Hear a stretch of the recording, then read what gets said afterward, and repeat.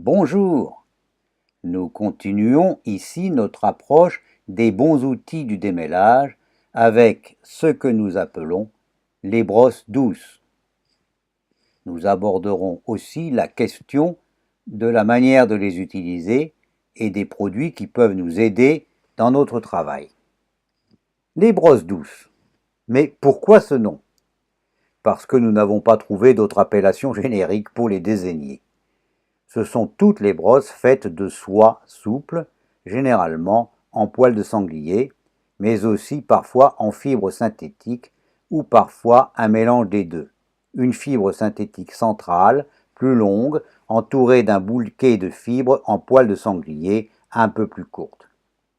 Ces brosses sont absolument nécessaires pour les travaux de brushing, elles sont indispensables aussi pour finir une toilette.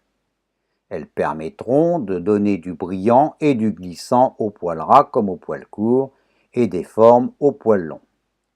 Enfin, utilisées avec habileté sur des fourrures régulièrement entretenues, elles permettent le maintien et l'entretien du démêlage en réduisant au minimum les risques d'arrachage inutile. Les brosses les plus douces sont en poil de sanglier. Les brosses synthétiques sont trop dures. En revanche, les brosses mixtes se révèlent très souvent les mieux adaptées à certains démêlages et à certains brushings. Sous vos yeux donc, une brosse à poil de sanglier, très pratique pour certains travaux de démêlage. C'est l'outil idéal pour les brushings. C'est l'outil indispensable pour finir un travail de toilettage sur tous les poils, y compris les poils ras.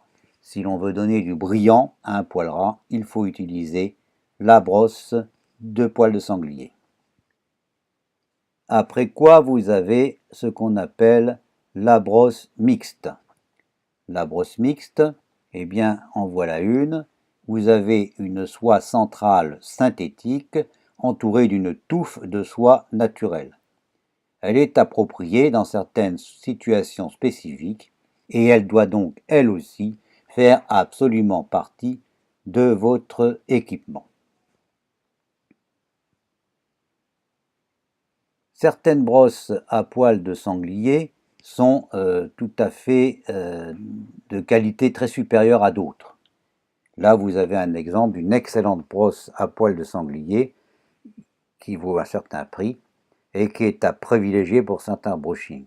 Elles sont chères, ces brosses, mais elles durent extrêmement longtemps et elles donnent des résultats tout à fait remarquables. Et c'est le moment d'aborder une autre question, c'est celle de la qualité de matériel. Autant vous le dire tout de suite, de nombreux revendeurs, peu scrupuleux, ont fait fabriquer dans des pays à bas coût de main-d'œuvre des copies d'articles de toilettage tout simplement inutilisables. Nous avons affaire là à une authentique escroquerie. Les articles coûtent très peu cher, mais pourtant les commerçants gagnent beaucoup d'argent car ils les ont payés encore moins cher. Et ces articles ne peuvent même pas être utilisés pour un toilettage complet. Ils viennent en lambeaux très rapidement. C'est donc une véritable escroquerie. Mais malheureusement, ils ont inondé les rayons car la plupart des commerçants ne connaissent rien au toilettage et se contentent de montrer des produits. Ils ont inondé les rayons, y compris ceux de certains magasins spécialisés en fait en commerce trompeur, mais certainement pas en toilettage pratique. Attention donc à la qualité du matériau. Et d'ailleurs, ce n'est pas seulement la fragilité qui rend certains matériels impropres à leur usage, c'est aussi très souvent le matériau dont ils sont faits. Rappelez-vous que le poil a ceci de commun avec le cheveu, qu'ils sont l'un et l'autre très mauvais conducteurs d'énergie électrique. C'est-à-dire qu'ils sont presque toujours porteurs de plus ou moins d'électricité statique. Comme le poil ne conduit pas l'électricité, il garde l'électricité et c'est ce qu'on appelle l'électricité statique. Or, certains constituants en fer blanc repoussent littéralement cette électricité statique. Il devient donc très difficile d'entrer dans le pelage avec un tel matériel. Il est absolument nécessaire qu'un peigne soit constitué d'un acier de qualité. Et si vous avez le choix, si vous avez le budget, donnez toujours la préférence aux matériaux antistatiques. De même, on se doute qu'une brosse à picot, à la fois souple et résistante dans la durée, ne peut être que plus difficile à fabriquer qu'une autre sans souplesse, donc elle sera plus chère. Plus chère, oui, mais plus longtemps. Vous trouvez sur le marché d'excellentes brosses à poils de sanglier ou mixtes, nylon et poils de sanglier. Les brosses de qualité coûtent certes plus cher, mais ne permettent pas seulement de travailler beaucoup mieux, mais durent surtout beaucoup plus longtemps. Nous avons des brosses qui nous ont servi pendant 10 ans, 15 ans, sans jamais donner le moindre signe de fatigue. Elles sont donc, paradoxalement, et de loin, les plus économiques. Certaines brosses de grande qualité, utilisées aussi en coiffure humaine, sont parfaitement adaptées aux chiens et aux chats. Quant aux outils de qualité, eh bien, ils seront rarement bon marché. Comment reconnaître quand on débute un article de qualité d'un autre qui ne sera pas utilisable? La réponse pourra vous décevoir, elle n'en est pas moins certaine, malheureusement, uniquement par leur prix.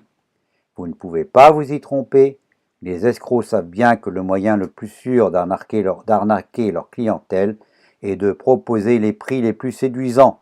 Ne succombez pas. Comment bien utiliser une brosse? Il y a sans doute plusieurs milliers d'années que les humains utilisent divers appareils qui s'apparentent à des brosses et l'on peut légitimement se demander s'il y a réellement quelque chose à expliquer sur ce sujet. À chacun d'en décider, mais le plus sage sera peut-être de le faire après avoir lu ces lignes.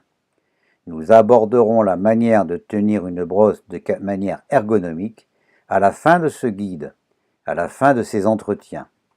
Et ce n'est pas réellement de cela que nous voulons parler aujourd'hui, mais d'un autre sujet qui concerne plus précisément les poils longs. Nous l'avons dit, la plupart des gens qui démêlent un tel poil ont tendance à ne s'occuper que des pointes, c'est-à-dire sur un poil en bon état, son dernier terre, négligeant les parties les plus proches de la peau ou les 2 derniers tiers d'un même poil. Or, c'est exactement le contraire qu'il faut faire. Tout d'abord, nous l'avons déjà dit, le dernier tiers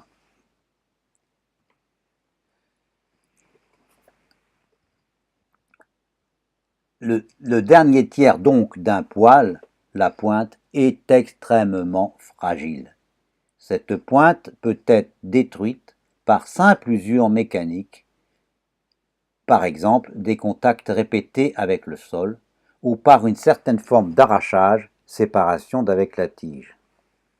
Ces deux inconvénients peuvent parfaitement se produire par simple contact, même avec une brosse douce. Cela est si vrai que si vous souhaitez pour votre animal une fourrure réellement longue, du type de celles qui sont par exemple nécessaires pour gagner en exposition, le seul secret est de ne jamais toucher les pointes du poil, même avec votre brosse la plus douce. Si vous regardez sur les photos ou sur les images d'exposition les bichons maltais ou les Yorkshire qui gagnent, eh bien dites-vous bien que leur poil qui descend largement plus bas que le sol, le dernier tiers ne doit jamais être touché par aucune brosse, ni par aucun peigne. Donc on démêle et cette dernière partie, on ne la touche jamais pour ne pas risquer de l'user ou de lui nuire. La seule bonne manière de faire est donc de ménager avec la main qui ne travaille pas une rangée à partir de la peau qui libère la portion de pelage que l'on va démêler. Les mouvements des appareils doivent impérativement commencer à la peau, ce que ne font pas les gens, et s'arrêter par un mouvement de rotation déjà décrit avant d'attendre les poils, soit le dernier tiers. Dit autrement, on ne doit jamais toucher les pointes d'un poil long, même avec une brosse douce. Voyez maintenant qu'il n'était pas excessif de soutenir que le démêlage réalisé par une main experte se trouve exactement à l'opposé de celui pratiqué par une personne ignorante. Savez-vous que vos doigts peuvent souvent, s'ils sont agiles, devenir votre meilleur allié pour venir à bout de certains nœuds parfois compliqués? Et oui, vos doigts, tout simplement.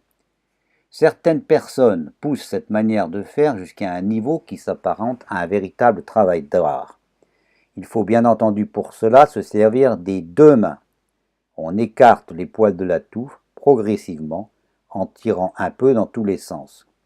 Cette façon de faire, on utilise donc les doigts des deux mains et on tire pour écarter les nœuds. Totalement indolore et insensible pour l'animal. Permet parfois de résoudre des problèmes mieux qu'avec n'importe quel appareil. Bon, c'est une méthode à réserver cependant aux animaux entretenus, des animaux pour les compétitions par exemple, chez lesquels les nœuds sont plutôt rares et accidentels. Certains produits peuvent vous aider. Vous ne manquerez pas de trouver certaines notices de produits vous annonçant qu'une simple pulvérisation sur un nœud ou même sur l'ensemble de la fourrure sera suffisante pour que celle-ci soit démêlée comme par miracle. Ne croyez jamais de tels calembredènes. Ce sont toujours des arguments faux et mercantiles. En revanche, nous l'avons dit, quelques jours, sinon quelques heures après un bain, même donné avec les meilleurs produits, tous les pelages montrent une tendance à devenir plus ou moins rugueux, ce qui ne facilite pas le passage des outils de démêlage, quand bien même le poil n'est-il pas du tout emmêlé. Pour vous faciliter l'effort, ménagez le confort de votre compagnon et limitez l'usure du pelage. N'hésitez pas à vous aider de produits adaptés, dont la principale mission est de favoriser la glisse de vos outils. Deux grandes familles de produits vous seront proposées en principe dans les magasins spécialisés. Certains produits sont gras, contenant par exemple de l'huile de vison. D'autres, tout aussi efficaces mais peut-être plus chères à l'usage, sont réputés ne contenir aucune huile, mais seulement certains types d'alcool. Personnellement, nous préférons l'usage des seconds. En effet, les produits graissants ne sont pas sans inconvénients, puisqu'ils restent peu ou prou sur le pelage, qu'ils rendent donc plus salissants. Il va de soi qu'un pelage gras se salira plus vite, se ressalira plus vite qu'un pelage qui ne l'est pas. Ceci étant posé, nous utilisons nous aussi de temps en temps, dans certains cas, plutôt des produits graissants que des produits avec alcool. La question se pose, vaut-il préférer les produits qui utilisent le principe des bombes ou simplement la pulvérisation? Les bombes permettent une meilleure répartition ou une répartition plus homogène. Les produits avec pulvérisateur sont plus écologiques et plus faciles à répartir, mais moins faciles à répartir. Peut-être que ce n'est pas un inconvénient. En effet, dans l'un et l'autre cas, nous conseillons de ne pas projeter le produit sur l'animal directement, mais de le projeter sur l'instrument que vous utilisez, notamment si c'est une brosse. Au lieu de projeter le produit sur l'animal, vous projetez le produit sur la brosse, ce qui est certainement la meilleure manière de faire.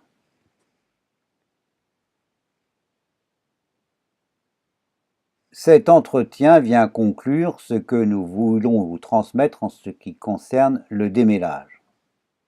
On peut penser que ce sujet n'a plus désormais de secret pour vous. Nous allons, dans un prochain entretien, aborder d'autres questions concernant les autres soins.